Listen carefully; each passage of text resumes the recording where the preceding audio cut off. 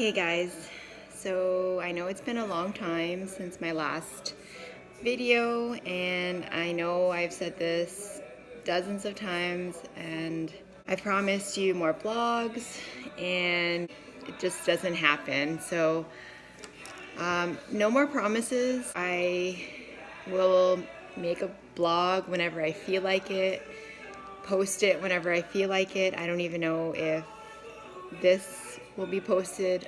I just felt like I needed a moment to just say my thoughts out loud and hopefully try to lift my spirits.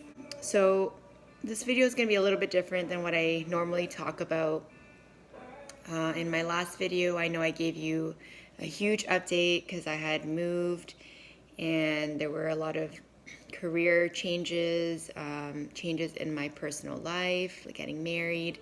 Me and my husband moved back in June to a new house. We bought a house here and it's been very exciting. We've been really thrilled, super happy about where we live now. So this kind of leads up to where I am right now. After we moved, we were busy for a few months, plus the pandemic happened and we were pretty much doing a lot of home stuff, just trying to get our place more settled in and fixing rooms, like getting furniture and so on and so forth. We decided that it was time for us to try having a baby. We both have been wanting it for a while. Fast forward, it's gonna be, we're at the 6-month mark and still not pregnant, still trying. It's been a roller coaster is what I usually describe it to the few people that know that I'm trying, and it's exciting and there's a lot of different emotions, some highs and then some lows, and it feels, you get a thrilling feeling, excitement, but when you get to the lows, you do feel sad, disappointed. It's been quite a journey, and I know 6 months is not a long time compared to other people who've been trying for at least a year, years, and still are unsuccessful. And I know it's still early in our journey, but it still sucks every month that month comes and you get your period, and you can't help but feel hopeful, even though you try to protect your heart and you tell yourself that it's okay if it doesn't happen this month. Deep down inside, I can't lie to myself, I'm still hopeful, and I still have that little glimmer of that hope that it could still happen. And until you see your period, or until you see the clear signs that it's not coming, then yeah, you start feeling that feeling of disappointment. Today, I guess I'm at that point.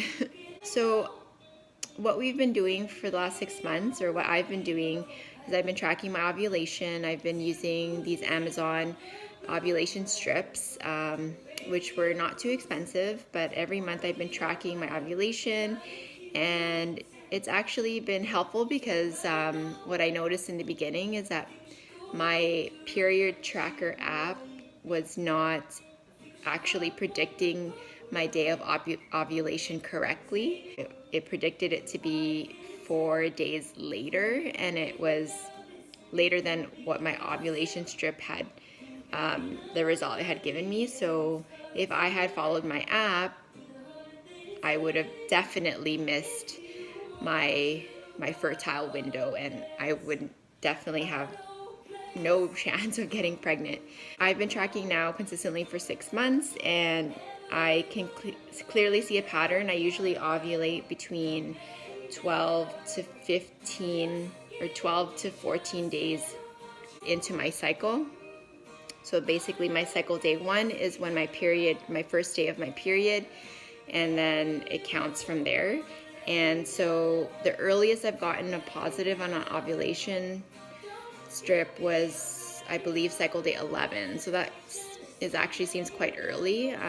But in these last few months, I would say they're usually around day 13, day 14, which is actually quite normal for the average woman. I do feel confident that we are taking advantage of our fertile window.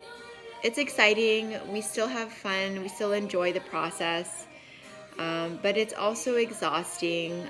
When you reach like even the 3rd day, it gets you feel like exhausted. And my husband, unfortunately, has been feeling exhausted by the end of like that really like fertile window that we're trying. And he's voiced that to me, and I'm happy that he's really communicating to me about it. But I know that he really wants this too, so he's doing his best to keep going and to keep trying. And guys, like, I just appreciate him so much, because honestly, I would, if he didn't have the attitude that he has right now, and just even though he gets disappointed as well, he really tries to make light of the situation. He really tries to still make it fun for the both of us.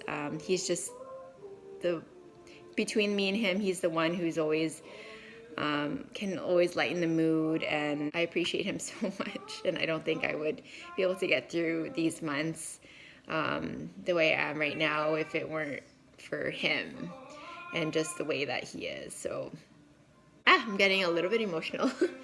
But yeah, so we both get super excited when I'm kind of nearing my period. He'll ask me like, how am I feeling? Am I feeling any symptoms? And or I'll mention if I feel any symptoms. But now I'm trying to be careful even about that, because I don't want to get his hopes up as well.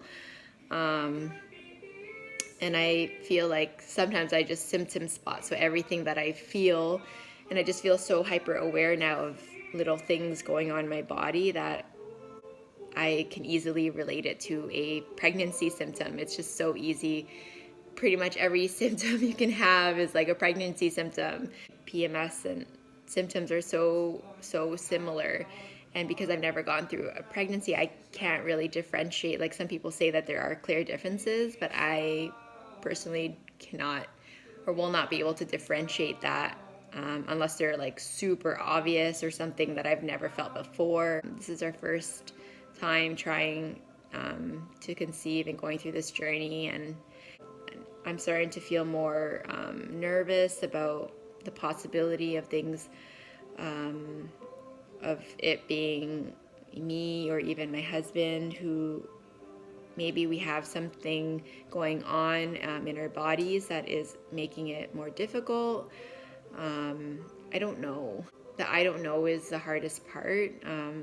Like, there's no simple test that I could do at home, and with everything going on now, it's so hard to make appointments. We don't even have a proper doctor here where we live, and yeah, so we just have to still, keep strong, have faith. I know everything happens for a reason. I truly believe that deep down in my heart, and I believe that when it's supposed to happen, when it's meant to happen, it will. Sometimes it's hard, I'm not gonna lie, but I have so much to be grateful for, and I'm so blessed already with everything and everyone in my life, so I just need to focus on that.